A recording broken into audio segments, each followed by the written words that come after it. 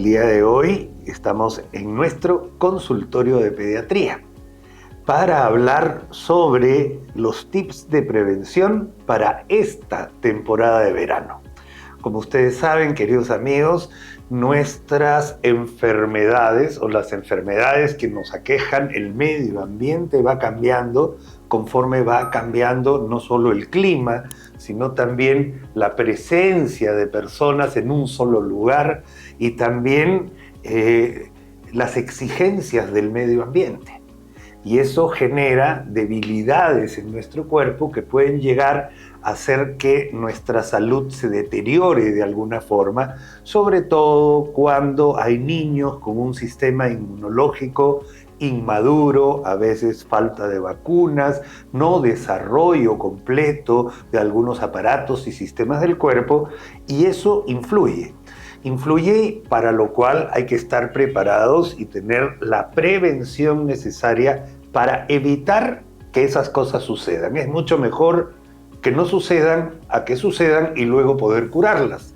Así que el día de hoy estamos, como siempre, muy bien acompañados en este consultorio de pediatría con la doctora Pirina Gutiérrez. Ella es médico pediatra y nos va a ayudar a hacer estos consejos prácticos para esta temporada de verano. Pirinita, ¿cómo estás? Bienvenida. Bien, muchas gracias por la invitación, como siempre, contenta de estar aquí. Genial.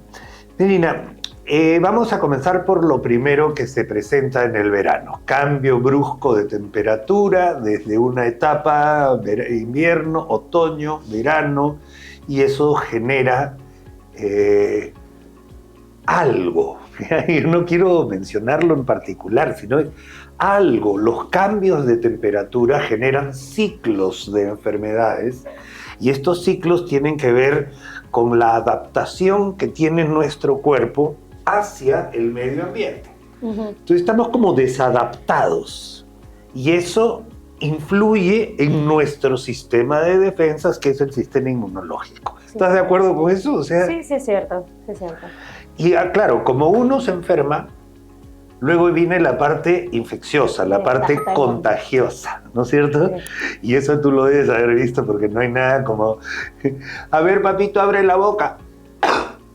Y ya se contagió todo el mundo. Se contagió todo el mundo, esa es la pura verdad, ¿no es cierto? Bueno, afortunadamente, digamos afortunada, porque igual y en todo el año nosotros estamos constantemente expuestos a diferentes tipos de virus, ¿no?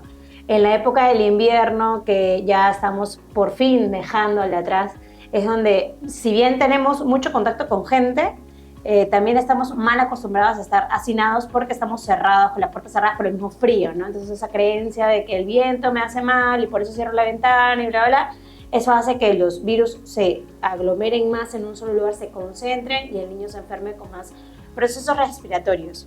Ya cuando pasamos a la temporada de verano, gracias a Dios. Sí, tú eres veraniega, sí. Sí, soy veraniega total. Y también porque los niños se enferman de estos cuadros tan feos, respiratorios principalmente, de manera menos frecuente, ¿no? Entonces el tiempo, entre comillas, en que el pediatra empieza a descansar es enero y febrero, porque después entra marzo y nuevamente los niños vuelven a ir al colegio y se vuelven a enfermar. Entonces, pero eso no quiere decir que no existan otro tipo de enfermedades producto de eso. Exacto. No todo el mundo tiene refrigerador en casa. Exacto. Y por ahí comienza uno de los principales problemas, que son las famosas GECAS, las gastroenteritis agudas. O sea, y es otro tipo de enfermedad, pero que a veces también te llena la emergencia. O sea, exacto, sí, ¿no? Y justamente esa es la transición que mencionaba. Terminamos la época del invierno donde hay más resfriados y empiezan las épocas de las diarreas, las intoxicaciones alimentarias, porque los niños salen con más frecuencia, se van a comer cosas a la calle, van a los campamentos y comen de todo, después llegan vomitando. Y agregado a eso, que vamos a empezar con el sol fuertísimo, la deshidratación del niño que está con la diarrea más la deshidratación del niño que se expone al sol, incrementa todo eso y la deshidratación a flor de piel empieza a manifestarse como primera enfermedad, digamos, ¿no? Una de las más comunes en la época del verano. En la época del verano, completamente de acuerdo. Si a eso le añadimos la contaminación en las piscinas, y si a eso le añadimos quedarse con la ropa mojada, Si a eso le añadimos, además, como decimos, una mayonesa se malogra en 4 horas, 5 horas. En verano, o sea, Sí. en verano es así, ¿no? Ujú. Entonces, lo primero que tendríamos que dar como consejo es el medio, ¿ya? Interno. Vamos a hablar del medio interno del niño y después de afrontar el medio externo. Ujú. Normalmente nosotros tenemos pérdida de agua y conocemos los que estamos en medicina que existen las pérdidas de agua insensibles, Ujú. aquellas que uno no se da cuenta prácticamente, y las pérdidas de agua que se pueden teóricamente medir, ¿no es cierto? Claro. Por el sudor, por la orina, por la falta de líquido. Ujú. Pero hay pérdidas de agua que con la sola respiración agitada, uno a la hora de hacer así, Ya está perdiendo te agua. estás deshidratando porque eso es vapor de agua que se está yendo. Exacto. Entonces, lo primero que hay que hacer como consejo pediátrico oficial, darle siempre agua al niño. Exacto, la hidratación viene a ser lo más importante en la época del verano, ¿no? Sea el niño sano o el niño se enferme, si es que tenemos una buena hidratación, la descompensación por este tipo de enfermedades no va a ser tan florida, digámoslo así, ¿no? O sea, va a poder Y menos riesgosa, de lejos menos Claro riesgosa. que sí, la Sí. deshidratación es muy peligrosa. Es en los muy niños. peligrosa, Muy eso es lo que quiero. peligrosa. En niños y en adultos mayores, queridos amigos, la deshidratación por pérdidas insensibles, aquellas que no nos damos cuenta, es peligrosa. O sea, peligrosa tanto que puede poner en riesgo la vida. O sea, lo digo así con todas sus Claro. letras. Sí, claro. Sí. En niños es muy frecuente el shock hipovolémico, que es justamente lo que mencionas, ¿no? Una de las causas podría ser un niño que viene con una diarrea exorbitante durante unos 2, 3 días, no hay necesidad de que sea una semana con diarrea. Los niños se deshidratan muy rápido cuando están con diarreas y también con vómitos. Y la mamá no ha sabido identificar, digamos, los signos de alarma, de signos de deshidratación, y el niño puede llegar a la emergencia con un shock, que es como una parte Gravísima, ¿no? grave, final, muy severa de una manifestación de esas diarreas, ¿no? Así es. Más severa. Y ahí donde tiene que ver el tema de lo que nosotros le llamamos tolerancia oral. Porque Sí. diarrea con vómitos para mí es clínica, hospital. Sí. O sea, no hay punto medio. Si el niñito está con diarreas y vómitos, no pierda tiempo. Tiene que ir a un centro asistencial. De todas maneras, porque no va a haber forma en que en la casa lo puedan compensar. Entonces, si estamos mencionando que lo más importante es la hidratación, si es que no tengo cómo hidratarlo al niño porque está vomitando, obviamente se me va a empeorar. Entonces, eso es un criterio de cajón. De para cajón, que la de mamá cajón. vaya a la Y no emergencia. importa que la hidratación sea de cucharitas, más bien es al contrario. Así debe ser, ¿ya? Porque un niñito no puede tomar gluc, gluc, gluc, gluc, gluc, gluc, e hidratarse de nuevo. Pero si te tolera cucharitas de agüita y estarle dando constantemente eso, es ya, tranquila. Pero si te vomita, no pierdas tiempo. Es un signo de alarma severo. Y ahí podemos entrar a tallar en el primer tip, digamos, ¿no? Así es. En el primer tip del niño con diarrea, en el contexto de que lo va a ser más frecuente en el verano. En el tip del niño con diarrea, lo más importante, como dijimos, es la rehidratación. Y la hidratación en los niños que están con diarrea debería ser con sales de rehidratación oral, que no son las bebidas azucaradas que venden en las tiendas. Ojo, no son las bebidas de deportistas que hay Eres algunas, frecuente, ¿no? Sí, algunas mamás. No, Gatorade, Esporate y todas esas bebidas. No es Esas así. bebidas no deberían ser las que repongan las pérdidas de este niño en este contexto ni en ningún otro. En realidad es muy difícil que el niño requiera esas bebidas porque tiene mucha cantidad de azúcar.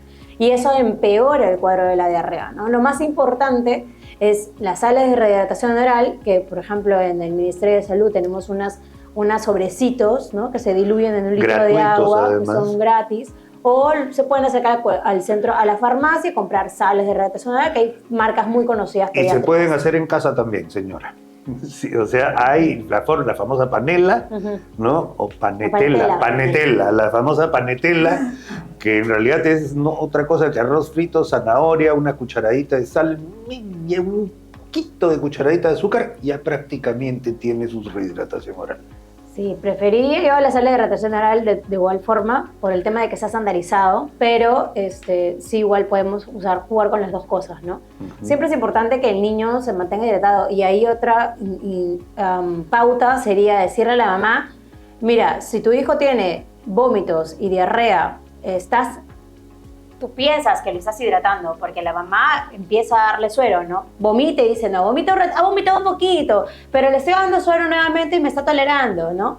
¿Cuándo te vas a dar cuenta que tu hijo está entrando en deshidratación? Si sus ojos se empiezan a hundir, ¿no? Se le empiezan a marcar como ojeras en los ojos hundidos, es lo que nosotros llamamos. Si la boca se empieza a poner seca, ¿no? Allá no tiene la hidratación, sino se ve opaca la mucosa de la boca, por ejemplo, la lengua también seca, cuarteada. Si empieza a orinar mucho menos de lo normal. O sea, mi hijo no orina desde las 7 de la mañana y son las 5 de la tarde. Eso es un montón, ¿no? Y mi hijo orina con más frecuencia.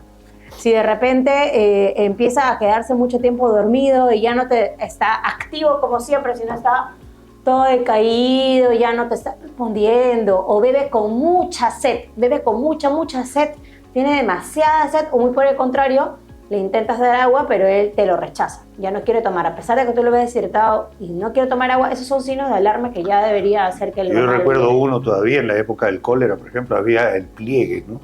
Claro. Todavía, que le haces así la piel y no regresa. No regresa, eso ya es una etapa grave de deshidratación severa, ya eso, son signos de deshidratación y este niñito incluso puede ir a UCI, ¿no es cierto? Claro, cuando se chocan, ¿no? Que es la parte severísima de la deshidratación, bueno, el shock hipovolémico como tal, el nombre, sí es que pueden llegar a la UCI si es que no se recuperan de manera adecuada. Sí, imagínese. Bueno, ya lo sabe. Entonces, además, el niño, cuando tiene mucha sed, ¿no? Tú le das agüita y a veces lo que vomita es más del agua que tú le has dado. Que les has dado. Es verdad eso.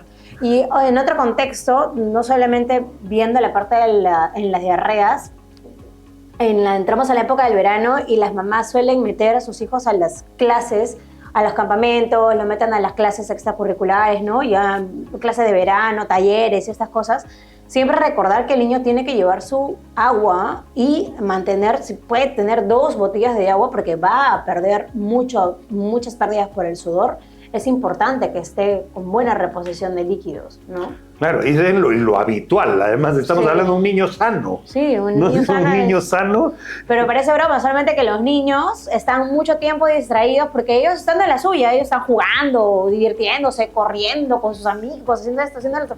Y de ahí no se dan cuenta y no tomaron agua. Entonces ahí tiene que haber un adulto que esté vigilando para tener pausas en los periodos en los que hacen mucho ejercicio para que puedan hidratarse.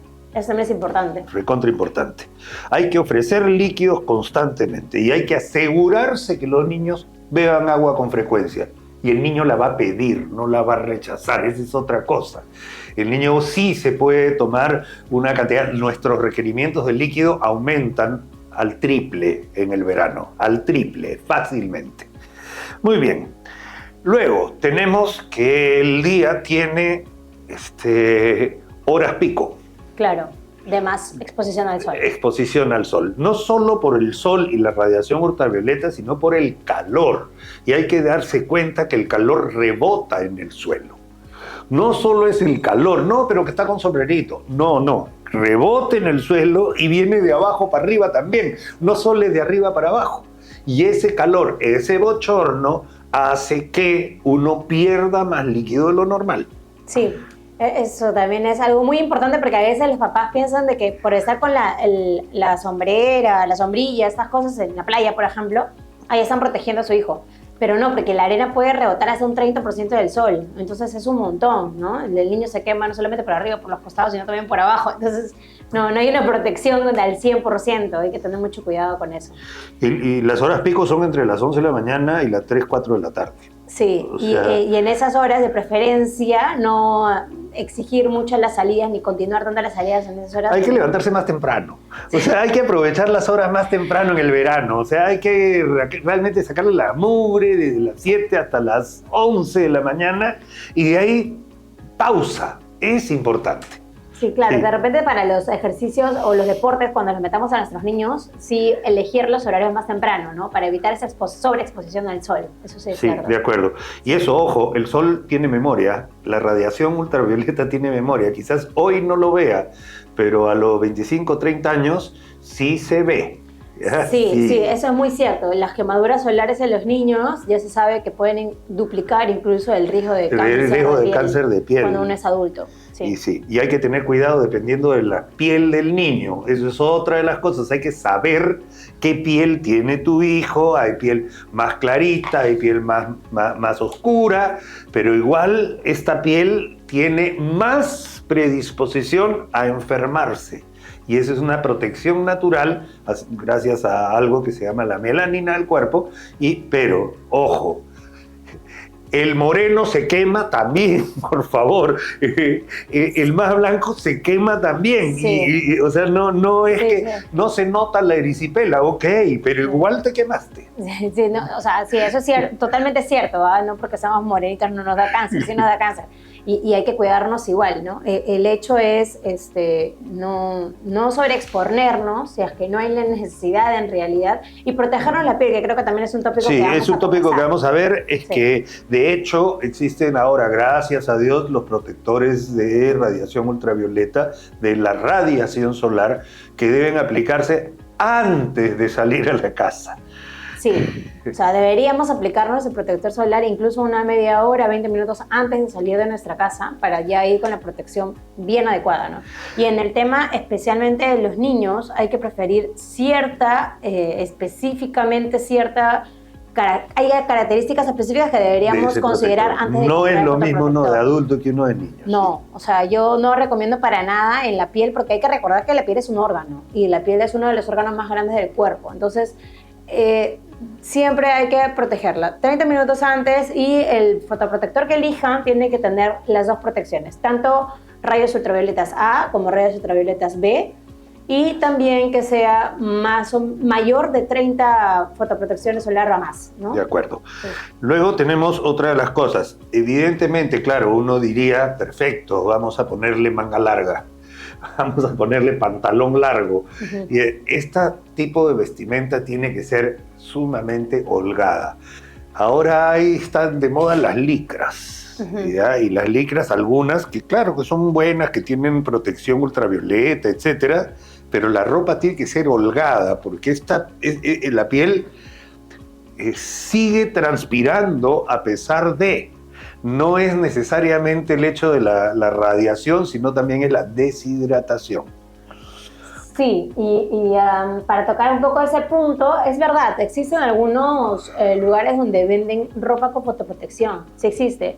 Entonces sí podríamos preferirla en ese sentido para proteger a nuestros niños. Y también recomiendo yo que usen la ropa de manga larga, pero holgada, tal como lo dice, y de colores claros. Porque recordar que el color negro atrae más los rayos y la potencia del sol, ¿no? Entonces atrae calor. Entonces mejor preferir esos colores, no.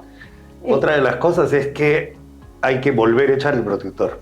O sea, Exacto. El protector se va, se evapora, se Uh-huh. pierde. El niño se mete al agua y después sale el agua. Ya no hay protector, señora, aunque le parezca mentira. Hay que volverlo a poner. Y el niñito no va a querer. ¿Eh? Ajá. Sí, claro, porque está en la suya jugando a la piscina, se tira, sale, está ahí, como pesa del agua. Pero sí, es importante que antes de que salgamos de casa y después, por lo menos cada 2 horas, hacer el retoque del bloqueador solar, ¿no? Y recordar que si es que el niño, como bien menciona, si el niño entra y sale a la piscina, es importante que lo vamos a retocar. Y de preferencia existen algunos fotoprotectores que son resistentes al agua, ¿no? Que tienen cierta oleosidad y ciertos componentes que ayudan a que se prolongue más tiempo, dura más tiempo. Viene acá la pregunta. Uh-huh. Un niño, una familia que se va de vacaciones y tiene un niño de 9, uno de 6 y uno que acaba de nacer y que tiene 3 meses de edad. Uh-huh. Y todos se van a la playa. Uy. No van a dejar al chiquito, entonces dicen, vamos a llevarlo a la playa. Uh-huh. ¿Se debe? ¿Se puede? O sea, de verdad, un niñito Ajá. de 3 meses, queridos amigos, no ha desarrollado la protección de la piel, no la tiene. Sí, y no. No, y de por sí los niños tienen la piel inmadura, ¿no? Es un órgano que todavía no está terminado de completar, de desarrollarse. Entonces, mucho menos en un niño menos de 6 meses, la recomendación es estandarizada no exponerlo al sol. No exponerlo al sol, o sea, no exponerlo al sol. El otro día he visto un chiquito, un bebito con su sombrero hermoso y su cremita acá, en pañal, ¿ya? Jugando en el sol, ¿no? Uh-huh. Ok, ese niñito yo creo debe haber tenido menos de un año, o sea, menos de un año. Pero estaba con los papás, estaba con los hermanitos, estaba con esto, pero no está preparado para esa radiación y ese tipo de radiación. Sí, claro. Si bien es cierto que a partir de los 6 meses el niño ya puede usar fotoprotector solar, hay que tener mucha cautela con el tema de la exposición, a pesar de que estamos usando el fotoprotector, ¿no? Entonces sí es cierto, tenemos toda la intención de ir a la playa, pero también hay que ver los horarios y los tiempos, o sea, hay que tener bien reglado, vamos a ir un rato, después vamos a descansar adentro de la casa, donde hay aire acondicionado idealmente para evitar golpes de calor y todo ello, y después, bueno, podemos volver a salir un rato. Entonces hay que vigilar bien eso, ¿no? Entiendo que es un poco difícil para los papás, pero son cosas que se deben hacer así. Quiero tocar el tema de la otra cosa que viene a ser la contaminación, ¿ya? En el calor todo se malogra más rápido. Todo se malogra más rápido. O sea, no hay forma, todo se malogra más rápido, desde la comida hasta el agua de las piscinas, ¿ya? Y si tienes una piscina donde entran 50 niñitos, ay, no, sí. En verdad, desde una conjuntivitis hasta tragar agua y hasta tragar pichi, señora, ¿ya? Que es la pura verdad, puede enfermar. Incluso es muy probable que eso suceda. Claro, y recordar que también pues la higiene de la región perianal no creo que sea el 100% correcta en el momento que el niño está jugando, ¿no? Cómo le están limpiando, y eso también lleva las bacterias hacia la piscina donde están todos en conjunto. Entonces, sí, pues hay un riesgo, ¿no? Con eso no queremos traumarlos y decirles, no lo llevan a la piscina. No. Pero sí hay que prever esas situaciones que se pueden presentar. Por lo menos ducharse antes para no fastidiar a otros y después. Eso es básico. Un niñito no puede quedarse con la ropa de baño mojada de la piscina desde las 10 de la mañana hasta las 7 de la noche, y menos una niñita. Claro, no debería. No debería realmente. Y sobre todo también porque tiene que quitarse los restos de bloqueador que está teniendo en el cuerpo. O sea, es un tema de higiene, pero también de cuidado, ¿no? Entonces sí, yo totalmente de acuerdo con eso, que la higiene es muy importante. Muy, muy importante, y eso hay que tenerlo en cuenta.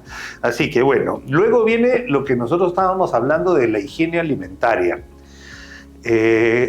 Un sándwich de pollo a las 11 de la mañana no es igual a un sándwich de pollo a las 4 de la tarde. Ay, sí, es que la mayonesa, todo eso con la leche, huevo, todo eso se puede malograr, es peligrosito. Es peligrosito. O sea, que si lo preparan, que se lo coman ahí mismo, pues, ¿no? Pero no lo guarden mucho tiempo. O sea, sí, o lleve para preparar, señora, haga su picnic ahí bonito y todo, pero eso de tenerlo en un cooler cerrado sin la refrigeración adecuada es un problema, o sea, de hecho, es un problema. También, ¿no? Yogures, los lácteos, yogur se malogra, es lógico. Claro que se malogra, hay que tener bastante cuidado. Luego, vienen otras cosas. Hay más zancudos, señora. Sí, eso es cierto. Y sobre todo porque como empezamos a las piscinas de las casas, por cierto. Claro. En las piscinas de las casas empiezan a acumularse agua, el agua empozada, viene el zancudo, deja sus huevos y empiezan a crecer más zancudos. Sí, y también nosotros somos un país endémico de dengue, ¿no? Y antes el dengue era una enfermedad que había en Chosica, ahí en la Sierra de Lima, ¿no? En el norte, en Trujillo, Piura, Chiclayo. En Miraflores, en Lima, está en todos lados el dengue, allá totalmente. No distingue nada. Y es una enfermedad rompehuesos, señora, O sea, de verdad, hay que tener cuidado porque esto se da. Hay más zancudos, por otro lado vienen las rascadas. Claro, las picaduras de mosquitos. Y el niñito se rasca. Al rascarse se infecta. Después viene la dermatitis y después, se arma un círculo vicioso. Y también hay otro, que hay niños que tienen de por sí ya de base, tienen piel atópica, y la dermatitis se puede volver un poco más exacerbada en estos episodios del sol. La dermatitis seborreica también se pone más exacerbada, las lesiones en la piel también empiezan a brotar, entonces sí, pues es una temporada donde se empiezan a manifestar otras enfermedades, pero sí, también variadito, tenemos variadito. Sí. Si usted va al norte, por ejemplo, en una zona específicamente endémica de dengue, coloquen mosquiteros, señora. La verdad es que es baratísimo, ¿ya? Es un tool, ¿ya? Especialmente en la noche para los niños, porque hay tal cantidad que es inevitable que le pique un zancudo, ¿ya? Es inevitable, o sea, eso va a pasar. Entonces, un tool de arriba para abajo, así en la cama para los niños, por lo menos va a evitar que le piquen tanto. Y eso es importante porque si tenemos una enfermedad que se transmite por mosquitos, lo mínimo hay que tener un mosquitero. Sí, también igual recordar que si se van a las piscinas, esos lugares donde hay mosquitos y todo, sí sería importante que utilicen el repelente, pues, ¿no? Hay repelentes permitidos para niños también. Y me preguntaban por qué le dicen enfermedad rompehuesos, porque tiene una fiebre. Coméntanos, por favor. Claro, clínicamente lo que ocurre es que la persona puede presentar episodios de fiebre que duran incluso hasta 5 días, y ahí empieza el malestar general, dolor de huesos, dolor muscular, una fiebre que no encuentras otro foco, ¿no? Porque síntomas respiratorios no tienes. Y ya cuando se empieza la gravedad es cuando empieza hasta una terciana terrible, por eso le dicen rompehuesos. Fiebre horrible, y a los 5 días puede causar incluso hemorragias, ¿no? Eso ya es como la manifestación más grave del dengue. El dengue. Luego tenemos, señora, si usted se va de campamento, si usted sale de la ciudad, tenga a la mano un botiquín. Un botiquín, sobre todo si su niño tiene algún tratamiento específico. Si es un niño asmático, no deje de llevar su inhalador. Si es un niño alérgico, no deje de llevar sus antialérgicos. Tiene que llevar sales rehidratantes, tiene que llevar...